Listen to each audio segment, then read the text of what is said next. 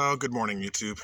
Sorry, good afternoon, YouTube. It's just kind of a nice, gloomy, but yet unseasonably warm day here in December. And I would discuss what I had uh, come across here a few weeks ago about Grimfrost, the company that sells a lot of Norse-themed and Viking-themed products. There was a lot of criticism when they say the words become a modern Viking, right?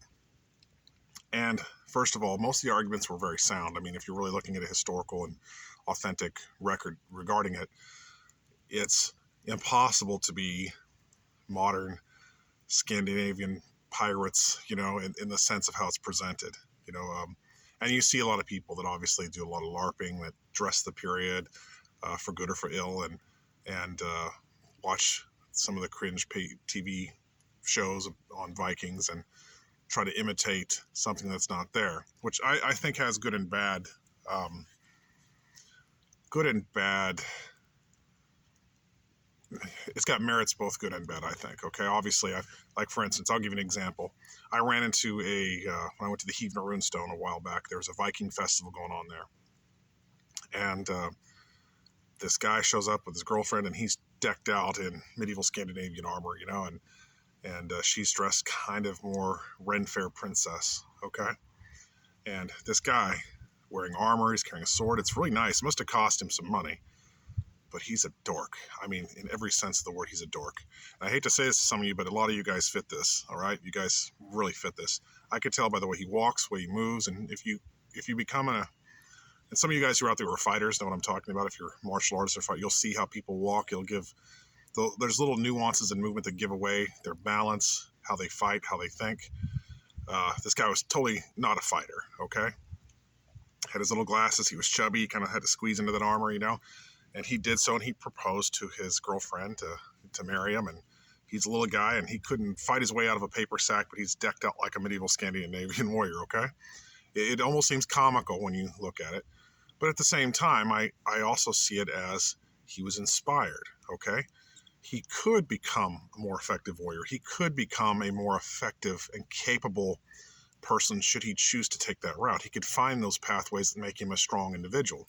Um, so sorry, this fire is kind of getting hot on me back here, but so I can't fault him for being inspired, for dressing like maybe an ancestor, remembering that.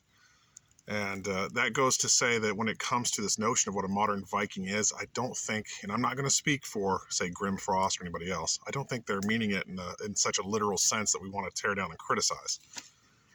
I think it's about being inspired, and obviously, not all these people who were called Vikings, especially these pirates, were nice people. Let's call it what it is. Nobody wants to be a bloodthirsty maniac who's, blood eagling the shit out of people and throwing spears through them. Okay. I mean, there was that element too, which is bad. We don't want to adhere to that.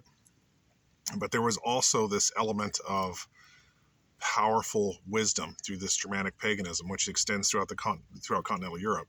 This warrior culture, which defends your family, it unifies your family, it seeks self-improvement constantly. We don't make no excuses. We look to empower ourselves through noble action and deeds and courage.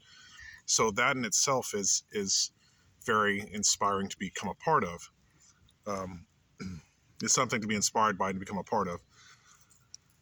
I would have to say, first of all, the notion of a modern Viking, in my sense, you would have to have a connection to this Germanic paganism, okay?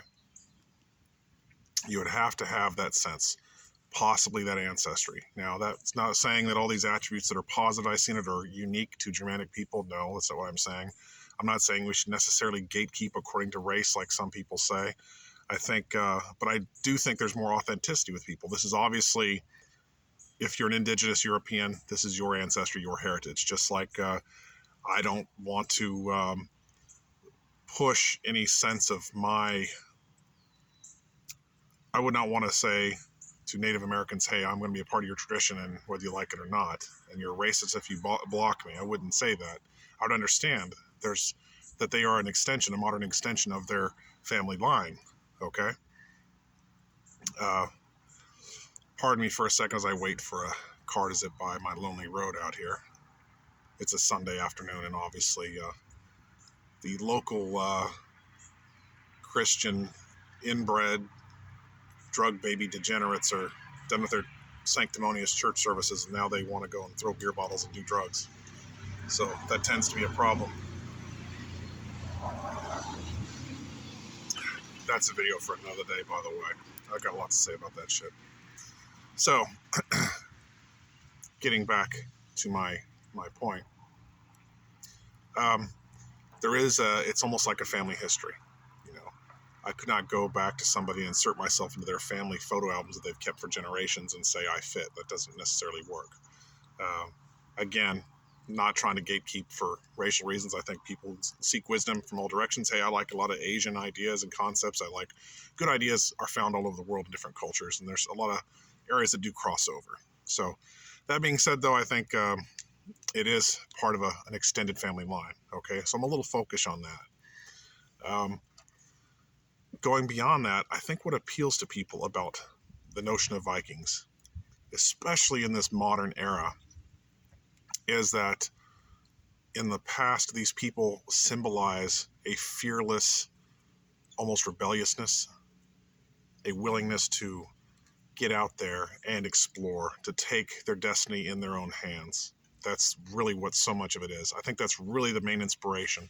The idea that I can go and get on a longship with my friends and we're going to go across that scary sea and we're going to find those lands and we're going to take what we want, or we're going to stop a threat to our families and then take what they have. That's inspiring. That's powerful. That quest for something akin to enlightenment. We have this idea that parallels in Eastern traditions as well, where there is the development of the person in their totality, you know, our mind, our body, that multifaceted part of our spirit, that is all in those Germanic pagan traditions. So, and obviously we're looking at, if we're truthfully looking at the Viking era, we're looking at the demise of a great society. You're looking at them at the end of their power. You know, I agree with many that the Bronze Age was probably the best age for the Scandinavians or the Germanic peoples as a whole. That was where they peaked, and they were on their way out. You know, powerful forces were working against them and undermining them, and eventually drove them into almost an underground sort of situation. Anyway, I digress on that. The idea that you can seize your own destiny, take it in your own hands, that you are competent, that you are intelligent, you're cunning, you are devoted to your family, that you protect what is good, that you have a connection to these deities, if you want to call it, when it comes down to the Germanic pantheon. This idea that you are connected to an understanding of what they are in the metaphorical and archetypal sense as well, and how you are a part of that. There's so much going on here. That connection to nature, it's a massive thing. It's a massive undertaking, and most people are not willing to do it. Hence, that's why they subscribe to the McDonald's of religions, which is like Christianity, for instance. It's easy. It's already thought for you. It's prepackaged. It's crappy and toxic for you, but you don't care because it satisfies your emotional, what's the word I'm looking for? That instant gratification, right? And I'll get on that rant some other time. Right now, I try to keep it short because people don't like to listen to me talk. I do like it when you guys talk back with me and give me ideas to bounce off. You know, I'm not trying to be on a podium and speak down to people. I love to listen and learn. That being said, this notion of a modern Viking, I think what appeals is the freedom to explore, to fulfill your destiny, to rise and overcome challenges is a big one. I mean, we're looking at Hamingia. We want to overcome and succeed over these challenges and build this luck and pass it down. There's so much to unravel here. And I, by far, do not see myself as some end-all, know-it-all of this. I like to listen more than I like to talk. And, but yes, I think we have to have the capability to pursue our own destiny, to protect ourselves and pursue that destiny, to do so intelligently and wisely, and to understand ourselves, total understanding. This is what it means, in my opinion, to be a modern Viking, in the sense that, and a connection to the past. This part of this is a connection to the past. I think, to generalize here, I think white people are the most lost tribe of people ever. And we've only repeated traumas done to us to other peoples over the centuries. It's a big mess. A lot of people don't like to look at it that way, but it's the truth. And we are never going to be whole again until we reconnect with our natural, our holistic, and true spiritual selves again. through our own traditions and through our own people and come back to it. And like I said, ideas come from a lot of great places, and it's very inspiring. We're in a modern world, and our ancestors who were these explorers and traders also came across other cultures and learned tremendous things from them. So I have to say, the appeal of the notion of being a modern Viking means connection to our true spiritual selves, seeking that personal enlightenment and desire to explore and seize control of our own destiny. I think those are two important things. Being connected to our ancestral lines and families and where they come from and what they endured, and understanding who we really are in this world. And really, a lot of it has to do, I think, with shaking off the shackles of the present. Let's face it, how many people are really happy with their lives? Who would rather be on a long ship sailing across an open sea and wondering what's on the other side of it, compared to being in a cubicle working for people? You're a social security number, not really a name. You're an employee number, not really a name. Honor means nothing in this society.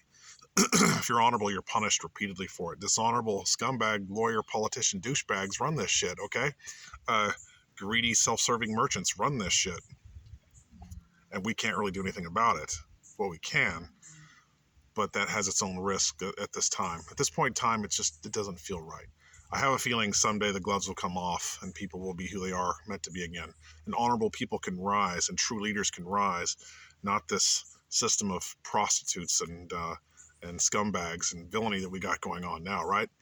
So yeah, I think the appeal of that old freedom, that controlling your own destiny, has a lot of appeal to a lot of us who see the bullshit of the modern world. So trying to put this down in one sentence: to be a modern Viking means to reject all the bullshit and embrace our ancestors and their ways and move forward. Take it another step forward. We live in a modern world where we do have things that we can improve upon the lessons of the past and learn from them as well. So that being said, sorry again for some of you who don't like to listen to me talk, but then not so sorry. Have a good Yule and enjoy yourselves, and I'm going to enjoy this fire for a while with my coffee. Thank you.